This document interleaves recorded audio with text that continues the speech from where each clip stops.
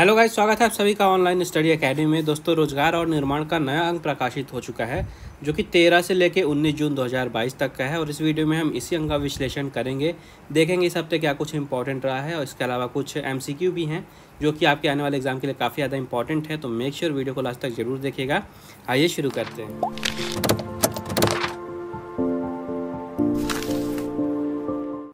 तो सबसे पहले देखते हैं पिछले हफ्ते की कुछ न्यूज़। तो यहाँ पे देखिए, सबसे पहले कर्मचारी भविष्य निधि संगठन है यानी कि ईपीएफओ। तो केंद्र सरकार ने वर्ष 2021-22 के लिए ईपीएफओ की जो ब्याज दर है उसको घटाने का फैसला किया है। पहले ये जो ब्याज दर थी ये 8.5% थी और अब इस ब्याज दर को घटा के 8.1% करने की अनुमति दे दी गई है सरकार के द्वारा। तो ब्याज दर घटा के 8.5% से 8.1% कर दी गई है, ये याद रखना है। इसके बाद देखिए, जो सेना के 3 अंग होते हैं आप सभी को पता है, वायुसेना, जल सेना और थल सेना, ठीक है। तो इनमें जो भी रिक्रूटमेंट होता था, जवानों की भर्ती होती थी, तो इसके लिए नई योजना लाई जा रही है। योजना का नाम है अग्निपथ, ये याद रखिएगा। योजना का नाम होगा अग्निपथ योजना।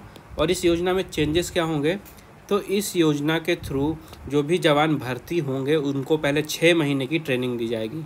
6 महीने की ट्रेनिंग दी जाएगी उन्हें।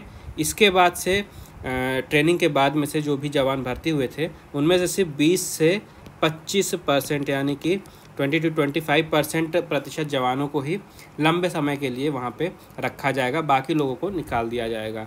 तो ये रिक्रूटमेंट में नई योजना लाई जा रही है और इसका काफ़ी ज़्यादा विरोध भी हो रहा है हर जगह। तो न्यूज़ में काफ़ी ज़्यादा है। इस योजना का नाम आपको याद रखना है, योजना का नाम है अग्निपथ। दूसरी चीज़ आपको क्या याद रखनी है कि जिनका भी रिक्रूटमेंट होगा इस अग्निपथ योजना के तहत, तो उन सेना को अग्निवीर कहा जाएगा, ठीक है, ये भी याद रखिएगा। जिनका रिक्रूटमेंट होगा उनको अग्निवीर कहा जाएगा। इसके बाद आगे देखिए, यहाँ पे केंद्र सरकार ने सशस्त्र सेनाओं के लिए यहाँ पे 76,390 करोड़ रुपए के रक्षा खरीद सौदे को मंजूरी दे दी है, ठीक है। 76,390 करोड़ रुपए, ये आपको याद रखना है। तो इससे होगा क्या, जो भारत का डिफेंस है ये और भी ज़्यादा मजबूत होगा।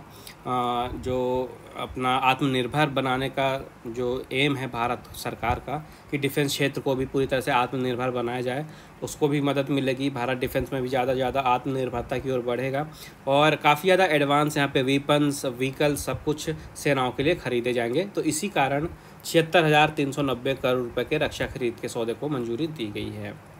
आगे देखते हैं, यहाँ पे एक मध्यम दूरी की बैलिस्टिक मिसाइल है अग्नि 4। मिसाइल का नाम आपको याद रखना है, सबसे ज़्यादा इंपॉर्टेंट है। तो अग्नि 4 जो है ये एक मध्यम दूरी की बैलिस्टिक मिसाइल है। इसका हाल ही में सफल परीक्षण किया गया है। कहाँ पे परीक्षण किया गया है ये भी आपको याद रखना है। तो इसका परीक्षण किया गया है उड़ीसा के एपीजे अब्दुल कलाम द्वीप से, ये चीज़ याद रखिएगा।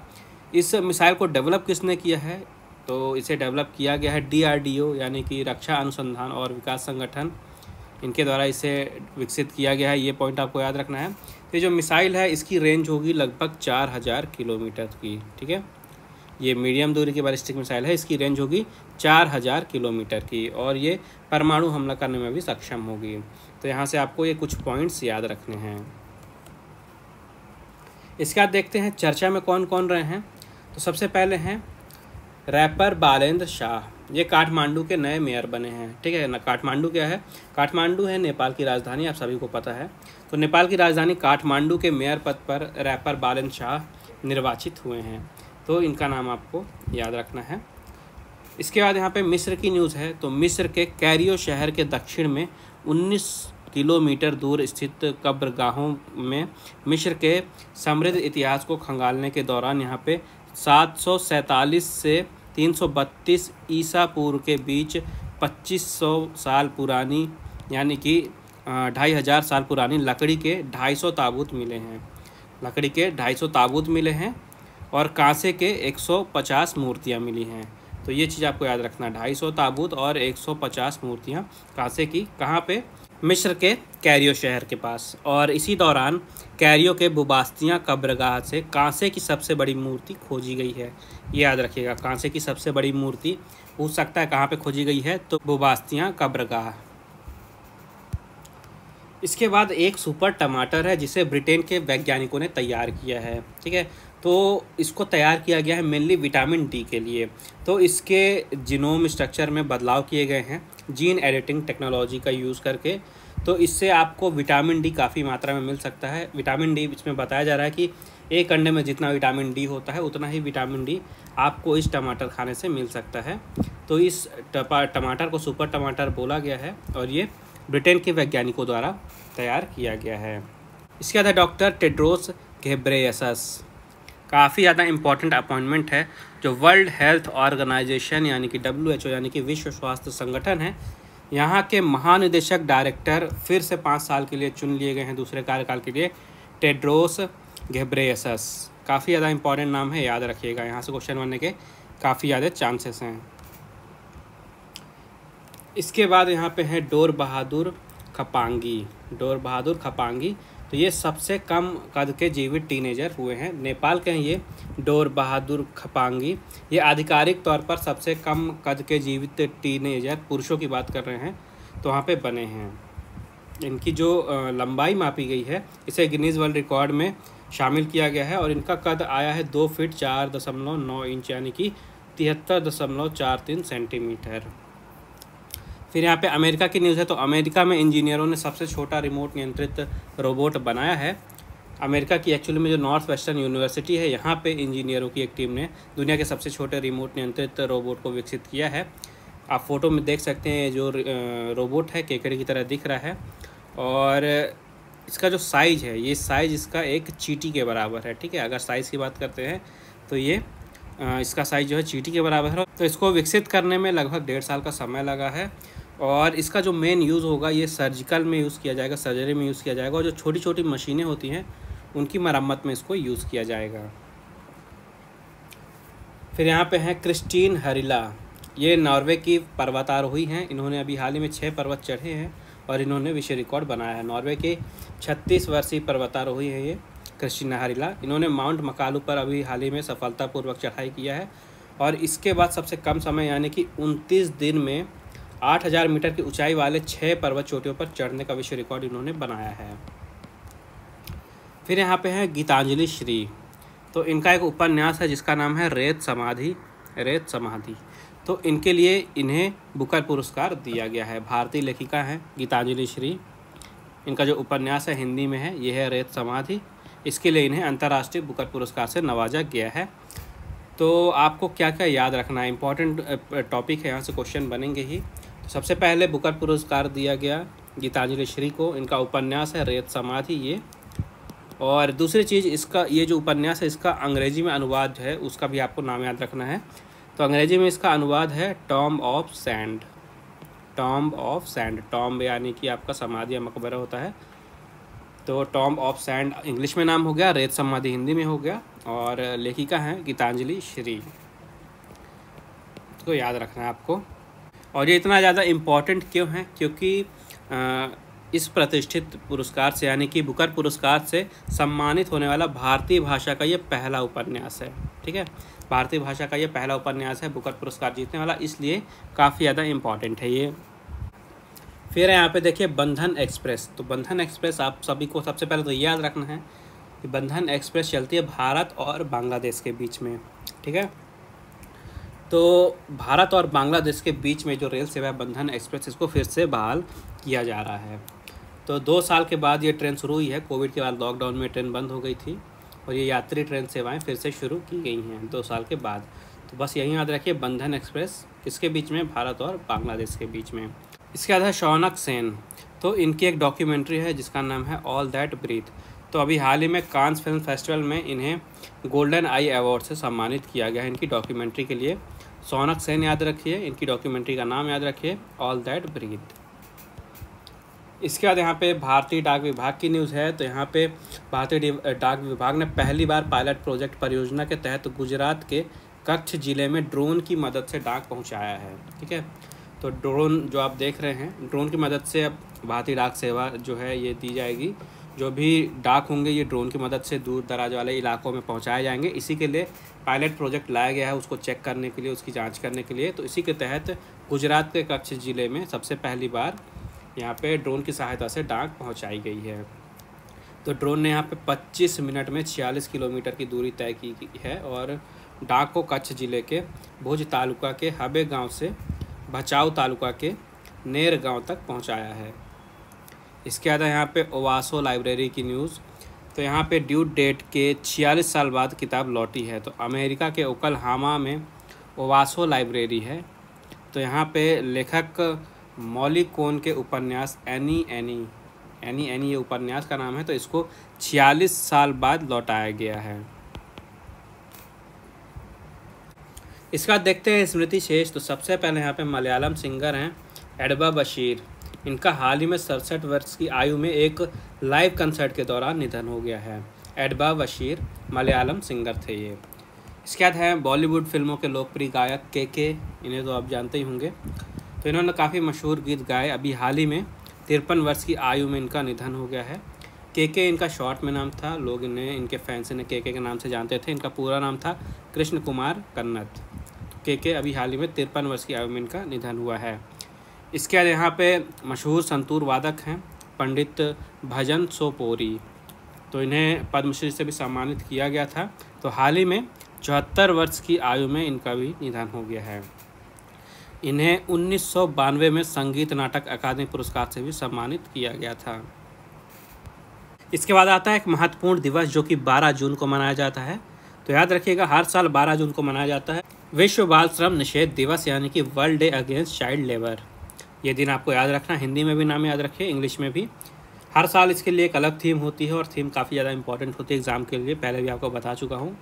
तो इस साल के लिए इसकी थीम रखी गई है universal social protection to end child labour. ये इस साल की थीम रखी गई है। तो बाल श्रम निषेध दिवस है जो, ये मनाया क्यों जाता है?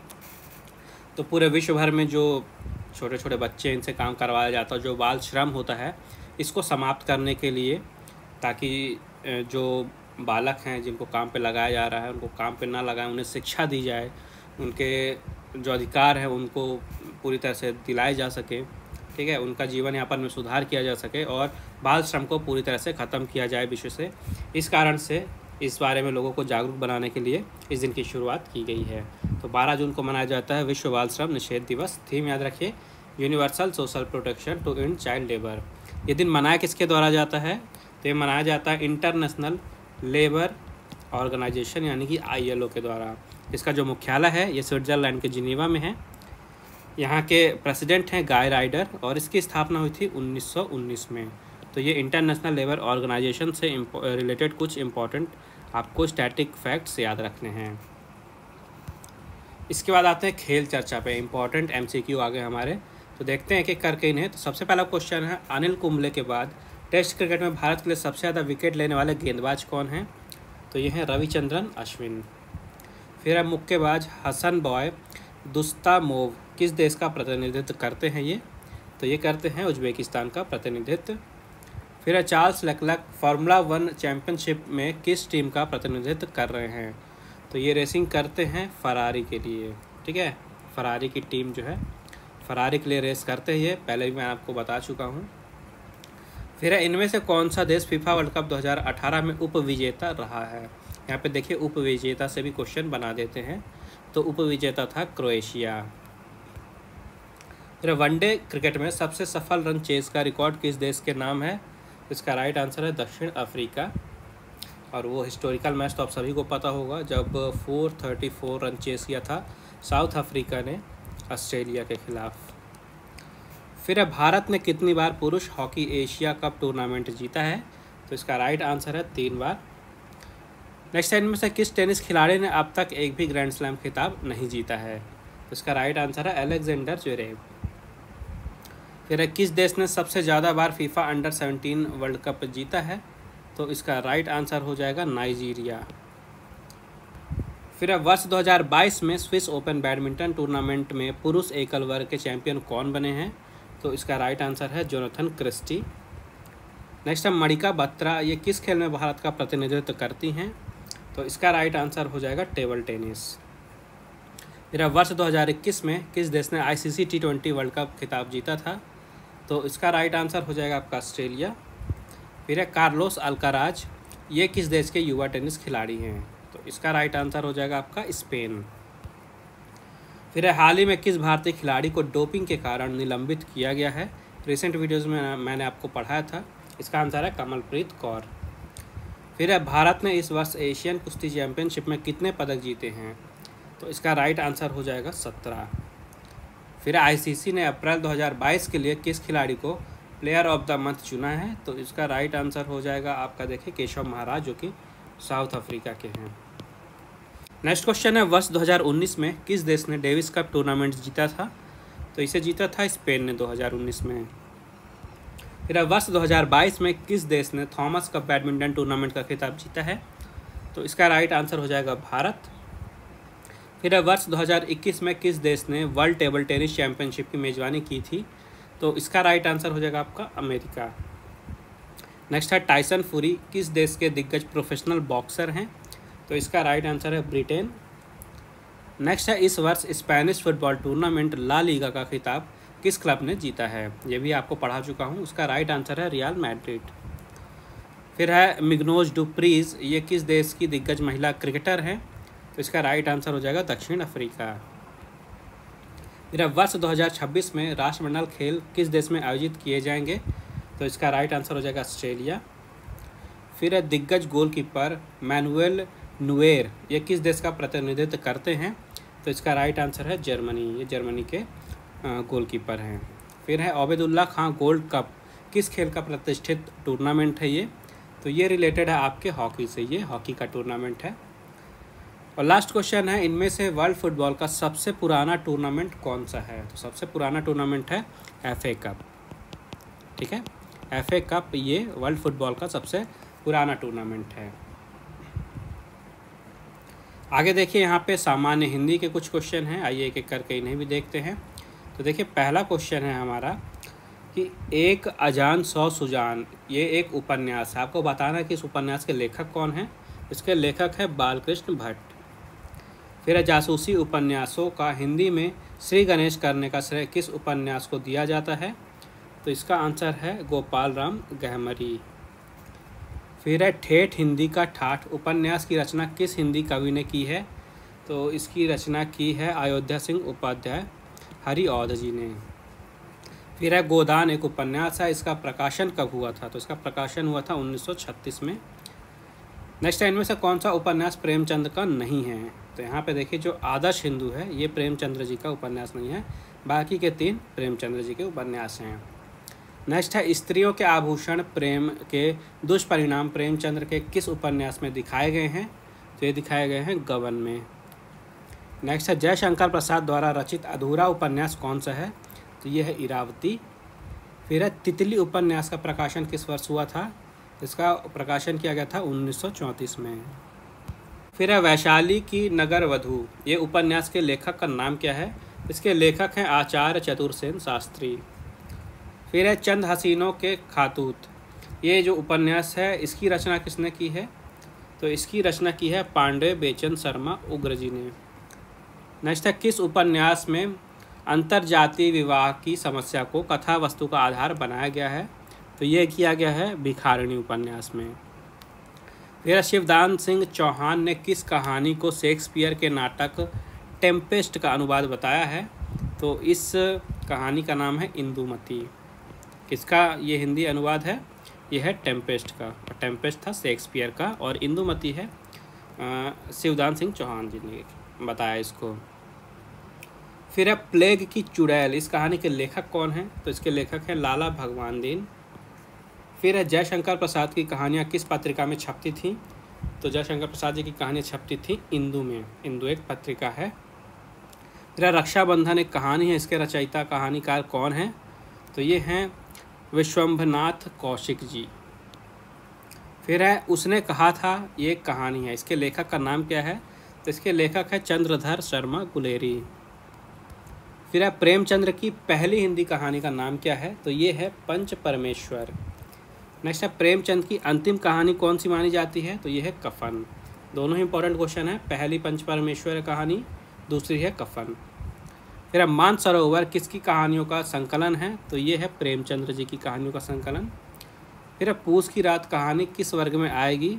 तो ये आएगी यथार्थवादी में। फिर है एथेंस का सत्यार्थी, ये कहानी के लेखक कौन है? तो इसके लेखक हैं सुदर्शन। फिर है कानों में कंगना, ये भी एक कहानी है, तो ये किसकी कहानी है? ये है राधिका रमन प्रसाद सिंह जी की। फिर है रत्नावली, एक नाटक है, इसका हिंदी में अनुवाद किस भाषा से किया गया है?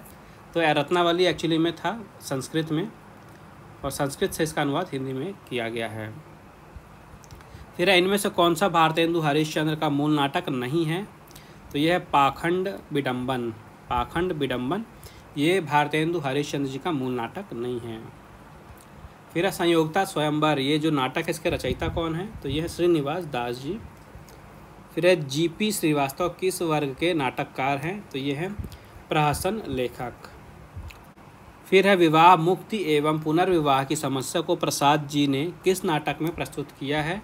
तो ये प्रस्तुत किया गया है ध्रुव स्वामिनी में। ध्रुव स्वामिनी ये नाटक का नाम है। फिर है अरुण यह मधुमय देश हमारा, ये जो गीत है ये जयशंकर प्रसाद के किस नाटक का है? तो ये है चंद्रगुप्त नाटक का।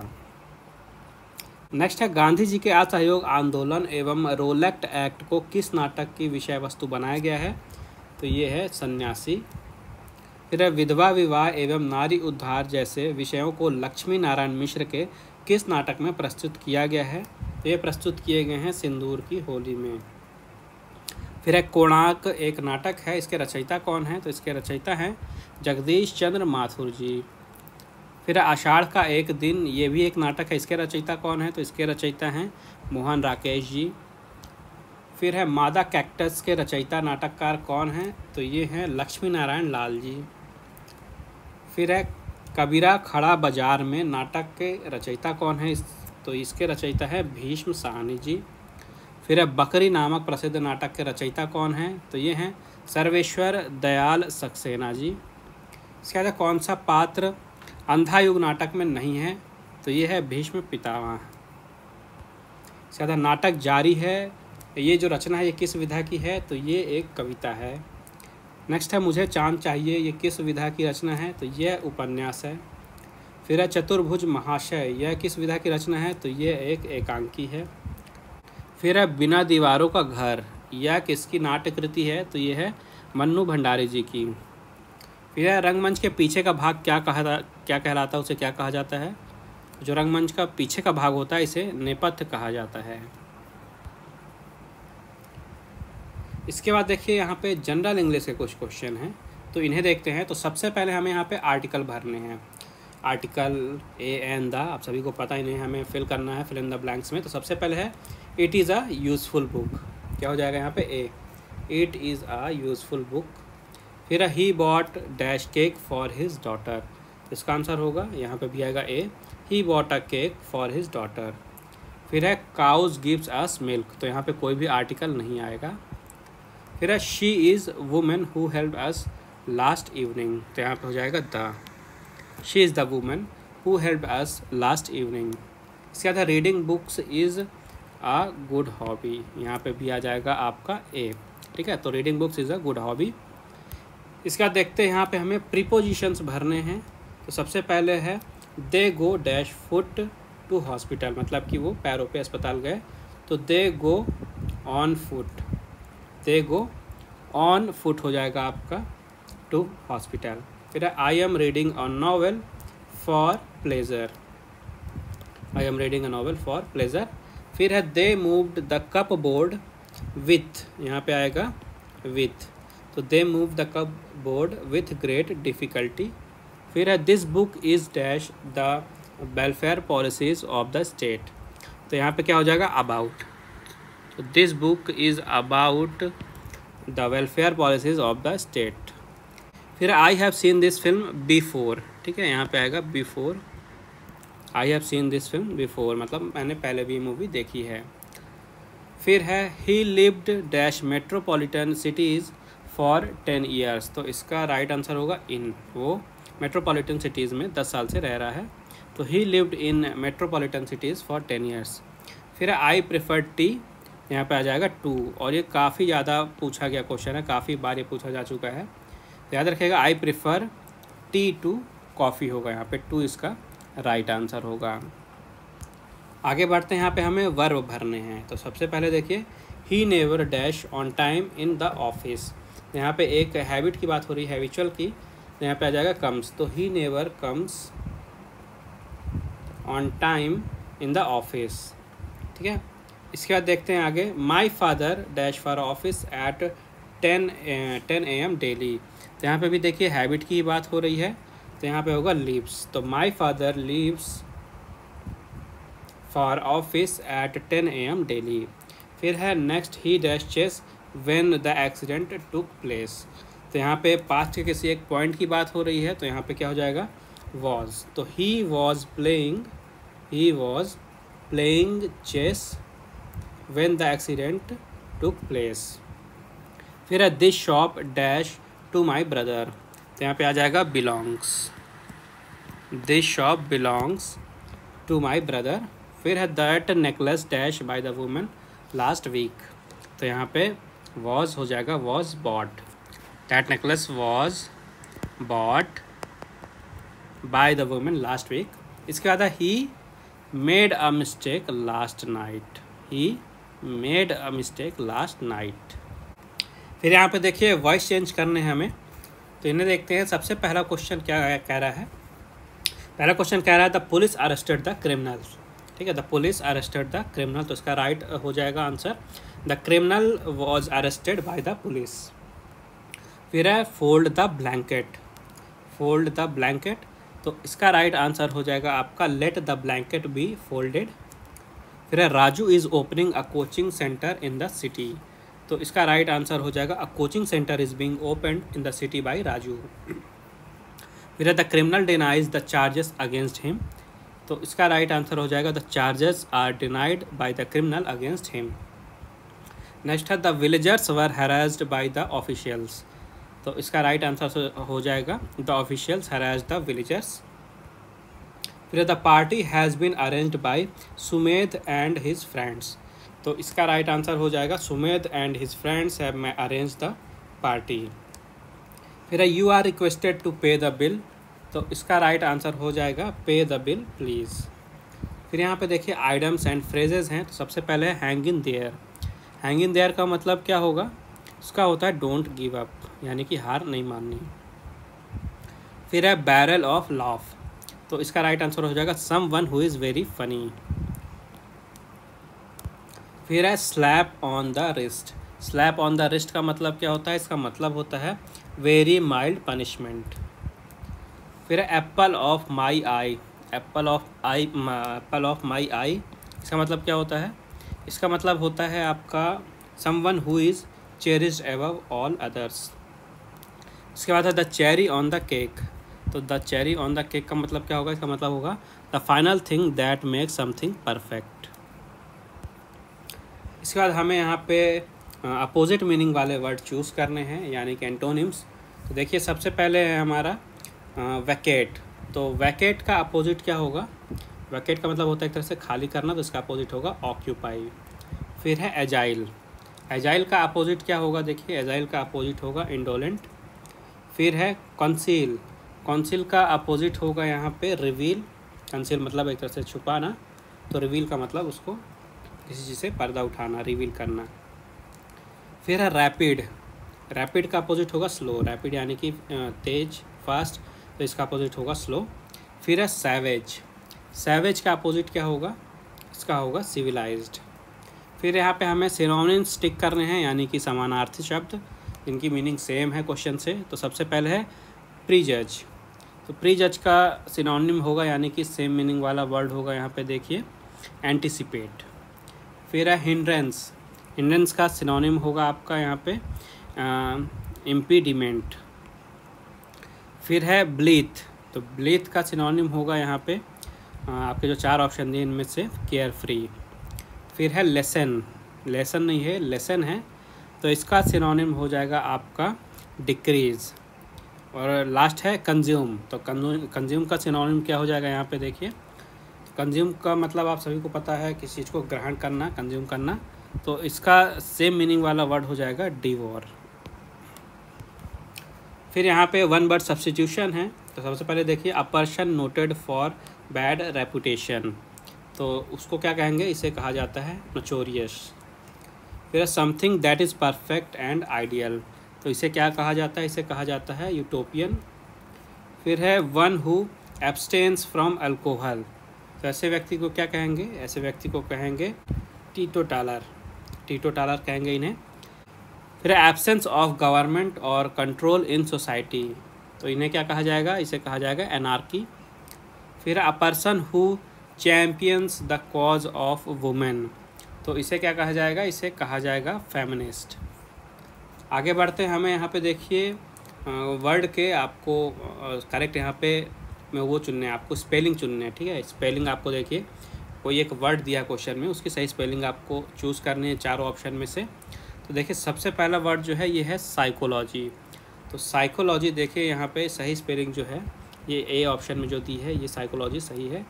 दूसरा वर्ड है गारंटी, तो गारंटी की देखिए सही स्पेलिंग किस में दी हुई है, ये आपकी सही स्पेलिंग है ऑप्शन नंबर सी में। फिर है लाइसेंस, 48 में है क्वेश्चन आपका लाइसेंस, तो लाइसेंस की सही स्पेलिंग है ऑप्शन नंबर डी में। फिर 49 में है थ्रेशोल्ड, तो थ्रेशोल्ड की सही स्पेलिंग है ऑप्शन नंबर बी में। और लास्ट है डायरेक्टर, तो डायरेक्टर की देखिए सही स्पेलिंग दी हुई है आपके ऑप्शन नंबर बी में। तो देखिए एमसीक्यू भी हो गए। अब हम मूव करते हैं यहाँ पे अपने स्पोर्ट्स न्यूज़ की तरफ, खेल चर्चा की तरफ। तो सबसे पहले है फ्रेंच ओपन, ठीक है। आप सभी को पता है कि लॉन टेनिस में जो ग्रैंड स्लैम होते हैं साल के 4 main event, American open, French open, Wimbledon और यूएस ओपन, ये 4 होते हैं। तो अभी फ्रेंच ओपन हाल ही में समाप्त हुआ है, जिसको पुरुषों में बात की जाए, पुरुषों के एकल वर्ग में, तो राफेल नडाल ने रिकॉर्ड 14th टाइम यानी कि 14वीं बार इसको जीत लिया है। स्पेन के दिग्गज टेनिस खिलाड़ी हैं राफेल नडाल, इन्होंने जीता इस साल का फ्रेंच ओपन, ठीक है। फ्रेंच ओपन को एक और नाम से जाना जाता है, ये है रोलैंड गैरोस, तो ये भी आपको याद रखना है, ठीक है। तो पुरुषों में स्पेन के दिग्गज टेनिस खिलाड़ी राफेल नडाल ने इस टूर्नामेंट को जीता है। इन्होंने फाइनल में नॉर्वे के कैस्पर रूड को हराया है। तो ये पुरुषों के एकल वर्ग की बात हो गई। अब महिलाओं की बात करते हैं, तो महिलाओं के एकल वर्ग में पोलैंड की युवा स्टार ईगा स्वितेक ने इस टूर्नामेंट को जीता है। महिलाओं के एकल वर्ग की बात हो रही है।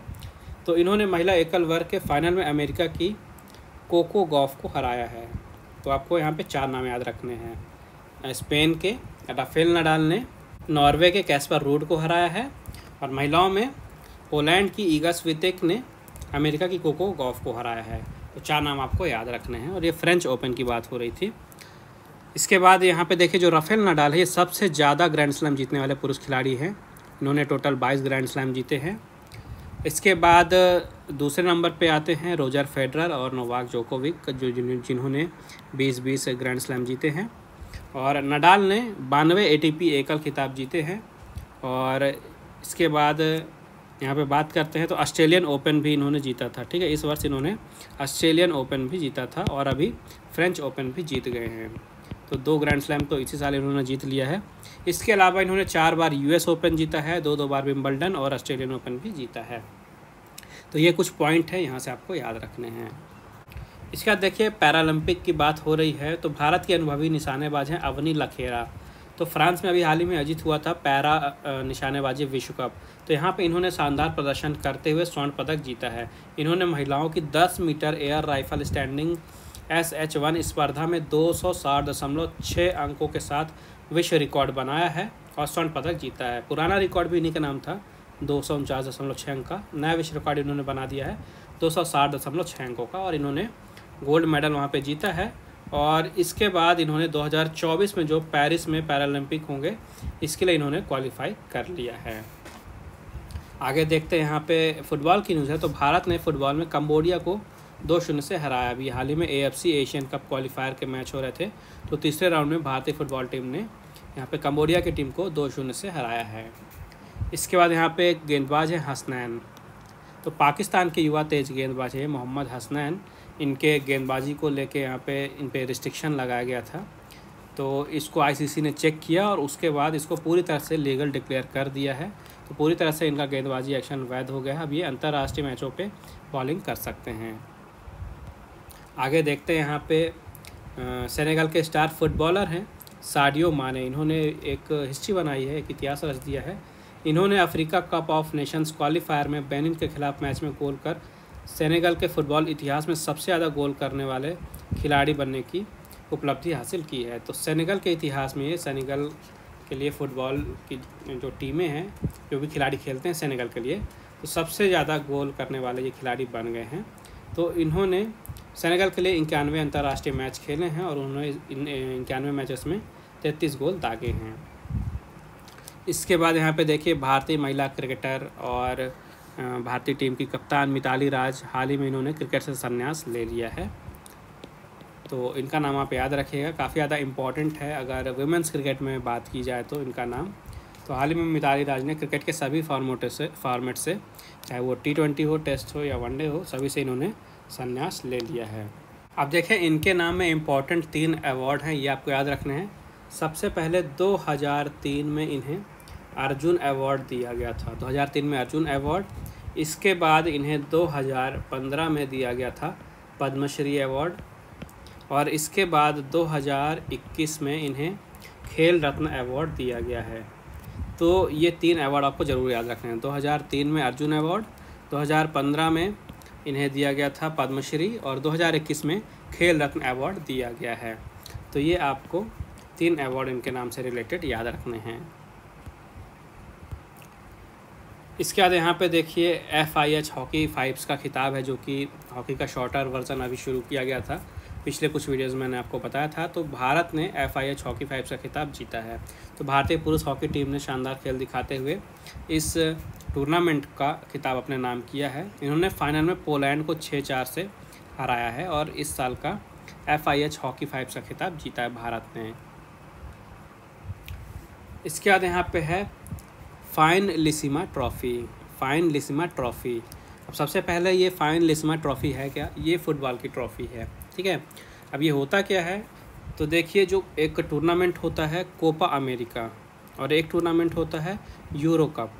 तो जो टीम कोपा अमेरिका जीतती है और जो टीम यूरो कप जीतती है, इन दोनों टीमों के बीच में जो मैच होता है उसके विजेता को दिया जाता है फाइनलिसिमा ट्रॉफ़ी। तो अभी हाल ही में इटली को हरा के अर्जेंटीना चैम्पियन बनी है, यानी कि अर्जेंटीना ने जीता है फाइनलिसिमा ट्रॉफ़ी। तो 2021 में अर्जेंटीना ने ब्राज़ील को हराकर कोपा अमेरिका कप जीता था और इटली ने इंग्लैंड को हराकर यहाँ पे यूरो कप जीता था। तो अर्जेंटीना और इटली के बीच में ये फाइनलिसिमा ट्रॉफ़ी का मैच हुआ था, जिसमें अर्जेंटीना ने इटली को 3-0 से हरा के फाइनलिसिमा ट्रॉफ़ी जीता है। इसके बाद देखें यहाँ पे तुर्की की न्यूज़ है। तो तुर्की का नाम बदल दिया गया है, तो तुर्की अब तुर्की के नाम से जाना जाएगा, ठीक है। तुर्की अब तुर्की के नाम से जाना जाएगा। जो तुर्की देश था इसका नाम बदलकर तुर्की कर दिया गया है। तो ये आपको याद रखना है। और अब बात हुई है तुर्की की, तो कुछ इसकी स्टैटिक देख लेते हैं। तो यहाँ की राजधानी क्या है? राजधानी है अंकारा, राजधानी अंकारा। यहाँ पे करेंसी कौन सी चलती है? तो ये चलती है तुर्किश लीरा, तुर्किश लीरा यहाँ की करेंसी है। कैपिटल है अंकारा। और यहाँ के प्रेसिडेंट कौन है? तो प्रेसिडेंट का नाम याद रखिएगा, ये हैं रिसेप ताइप अर्डोगन। क्या नाम है देख लीजिएगा, रिसेप ताइप अर्डोगन। तो ये कुछ 3 स्टैटिक आपको याद रखने हैं। कोई भी अगर कंट्री की कहीं पे बात हो रही है तो उसकी capital, currency, president, prime minister जो भी हैं वहाँ के, इनके नाम आपको याद रखने हैं। ये कई बार एग्जाम में पूछ लेता है। तो आज के अंक में बस इतना ही। आई होप आपको वीडियो पसंद आई होगी। अगर आपको वीडियो पसंद आई है, यूज़फुल लगी है, तो प्लीज़ वीडियो को लाइक ज़रूर करिएगा, ज़्यादा से ज़्यादा शेयर कीजिए अपने दोस्तों के साथ। और अगर आपने अभी तक चैनल को सब्सक्राइब नहीं किया तो सब्सक्राइब करके बेल आइकन दबा दीजिएगा, ताकि जैसे ही अगला अंक प्रकाशित हो उसकी वीडियो आए तो तुरंत आपको अपडेट आ जाए। इसके अलावा आप ऑनलाइन स्टडी अकेडमी को टेलीग्राम चैनल पर भी ज्वाइन कर सकते हैं, जहाँ पे आपको एक ही प्लेस पे आपके एग्ज़ाम से रिलेटेड काफ़ी सारी इंपॉर्टेंट चीज़ें मिल जाएंगी, चाहे वो डेली वोकैब हो, डेली जीके हो, स्टैटिक हो, जो अलग अलग जॉब रिक्रूटमेंट के नोटिफिकेशन आते हैं, सब कुछ अलग अलग न्यूज़पेपर, मैगजीन की PDF, सब कुछ एक ही जगह पे अवेलेबल है। तो आप वहाँ पे ज्वाइन कर सकते हैं। टेलीग्राम चैनल की लिंक आपको इस वीडियो में मिल जाएगी, वहाँ से आप ज्वाइन कर सकते हैं। बाकी मिलते हैं अगले अंक के प्रकाशन के बाद नेक्स्ट वीडियो में। तब तक के लिए take care and thank you guys.